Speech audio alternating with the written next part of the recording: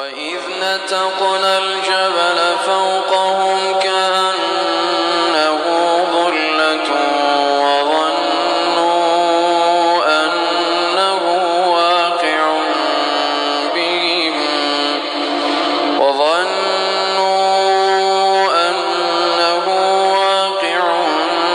بهم خذوا ما آتيناكم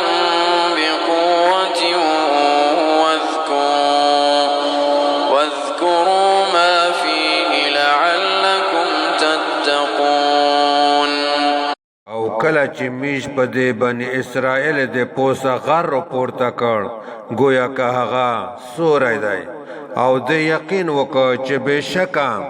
دا په دوی رو پریوتین کی دی توسې په قوت سره ونیسئ هغه تورات چې میش توسې ته در کړی دی او یاد کئ هغه څه چې په دې تورات کې دي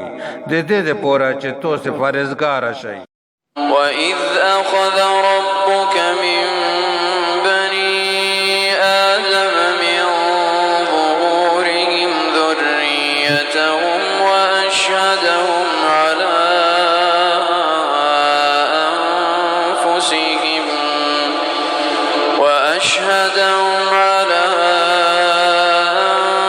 أنفسهم ألست بربكم قالوا بلى شهدنا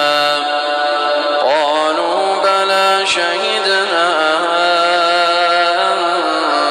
تقولوا يوم القيامة إنا كنا عن هذا غافلين. او کله چې د تو رب د آدم علیه السلام د اولادې نه د هغې د شاګانې نه د هغې اولاد وغوښت او دوی په خپلې ځانونو باندې ګواه جوړ کړل او ورته ویل آیا زه د تاسې رب نه یم؟ دوی وویل ولې نه میش ګواهي وکړه د دې دپاره چې تاسې د قیامت په ورځ ونه ویایئ چې بېشکه میش د دې نه غافله و. أو تقولوا إنما أشرك آباؤنا من قبل وكنا ذرية من بعدهم أفتهلكنا بما فعل المبطلون. یا دا ونه ویایي چې بېشکه خبره دا ده چې شرک زمیش پلرینې کړی و مخکې او میش د هغې نه وروسته د هغې اولاد و آیا ته به میش په هغه څه سره هلاکوې چې باطل پرست یې کړی دی. وكذلك نفصل الآيات ولعلهم يرجعون.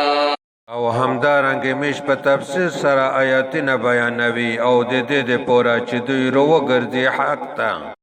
واتل عليهم نبأ الذي آتيناه آياتنا فانسلخ منها فأتبعه الشيطان فكان من الغاوين.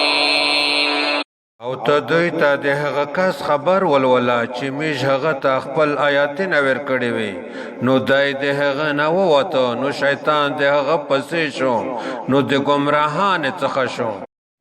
ولو شئنا لرفعناه بها ولكنه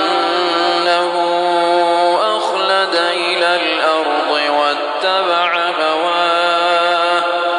فمثله كمثل الكلب إن تحمل عليه يلهث أو تتركه يلهث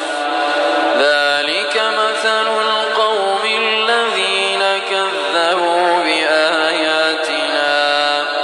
فاقصص القصص لعلهم يتفكرون. او کچېرې میش غوښتلی نو خامخا به مو هغه په دغه آیاتونو سره پورته کړی و او لیکن هغه مځکې ته پوخ مایله شو او د خپل خواهش پیروي یې شروع کړه نو د هغه مثال د سپي په شان دی که ته په هغه حمله وکې نو هغه ژبه راوبوسي او غپیږي او کته پرېږدې بیا هم ژبر وبوسي او غپېږي دا د هغه خلک مثال دی چې زموږ د آیاتونو تکذیب یې کړی دی نو ته دا قصې بیان کا د دې دپاره چې دوی ښه فکر وکړي